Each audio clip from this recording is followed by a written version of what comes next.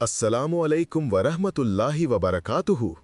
कल्पना कीजिए, एक रात, घनी अंधेरी रात, जब दुनिया सो रही हो और आपकी आंखों से नींद गायब हो चुकी हो। दिल में एक भारी बोझ, जैसे कोई अदृश्य ताकत आपको दबा रही हो। नौकरी गई, बीमारी ने घेर लिया या घर में अमन गायब हो गया। आप बिस्तर पर पलटते हैं, लेकिन सुकून नहीं मिलता। तभी अचानक एक पुरानी किताब खुलती है, कुरान की रोशनी में, और एक दुआ, सिर्फ दो नाम, या हय्यू या कय्यूम। क्या होगा अगर मैं कहूं कि ये दो शब्द आपकी जिंदगी बदल सकते हैं? लेकिन रुकिए, ये कोई जादू नहीं, ये अल्लाह की कुदरत का राज है। क्या आप तैयार हैं जानने के लिए? अगर हाँ, तो लाइक दबाएं और अंत तक सुने, क्योंकि ये वजीफा आपकी परेशानी को चुटकियों में गायब कर सकता है। लेकिन शर्त यह है कि आप अमल करेंगे। आइए इस रहस्य को खोलते हैं। मेरे प्यारे भाइयों और बहनों, आज हम बात करेंगे अल्लाह ताला के दो सबसे कुव्वत वाले नामों की, या हय्यू या कय्यूम। ये नाम कुरान पाक की सूरा अल बकरा आयतुल कुर्सी में चमकते हैं। अल्लाह फरमाते हैं, हुवल्लाहुल हय्युल कय्यूम, यानी अल्लाह ही वो जिंदा है जो कभी मरने वाला नहीं, और वो कय्यूम है जो अपनी जात से कायम है। पूरी कायनात को उसी की ताकत से हवा चल रही है, सूरज चमक रहा है। लेकिन सवाल ये है, अगर अल्लाह इतना कादिर है तो आपकी मुश्किलें क्यों बनी रहती हैं? जवाब सरल है, क्योंकि हम इन नामों को बुलाते नहीं। रुकिए, अब सोचिए, अगर आप इन्हें सही तरीके से पढ़ें तो क्या होगा? हदीस शरीफ में रसूलुल्लाह सल्लल्लाहु अलैहि वसल्लम ने फरमाया कि इन नामों से दुआ मांगो, कबूल होगी। शैतान भी इनसे कांपता है। तो आइए पहले समझते हैं इनका गहरा मतलब।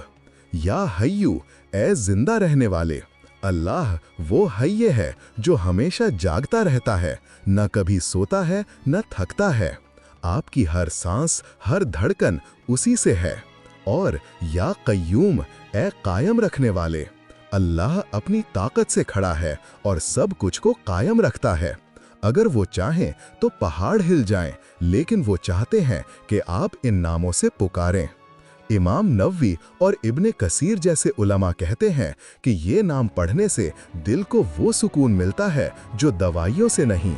लेकिन सस्पेंस ये है, क्या आप जानते हैं कि ये दुआ असल में क्या मांगती है? सुनिए, या हय्यू या कय्यूम बिरहमतिका अस्तिगीस, मतलब ए जिंदा रहने वाले, ए कायम रखने वाले, अपनी रहमत से मेरी मदद कर। हजरत अनस बिन मालिक रजी अल्लाह से रिवायत है कि नबी अकरम सल्लल्लाहु अलैहि वसल्लम हर तंगी में ये पढ़ते थे। अल्लाह कुरान में फरमाता है, मुझे याद करो, मैं तुम्हें याद करूंगा। सूरा अल बकरा आयत 152। तो अब क्या आप तैयार हैं इस अमल को सीखने के लिए? लेकिन याद रखें, ये राज सिर्फ यकीन वालों के लिए है।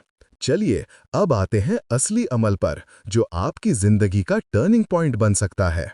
कल्पना कीजिए, सुबह की पहली किरण के साथ आप ये पढ़ रहे हैं और शाम तक आपकी दुआ कबूल हो गई। तरीका बेहद आसान है, लेकिन पावरफुल। सबसे पहले वजू करके किबला रुख होकर बैठें। दिल में नियत करें, या अल्लाह तेरी रहमत तलाश कर रहा हूँ।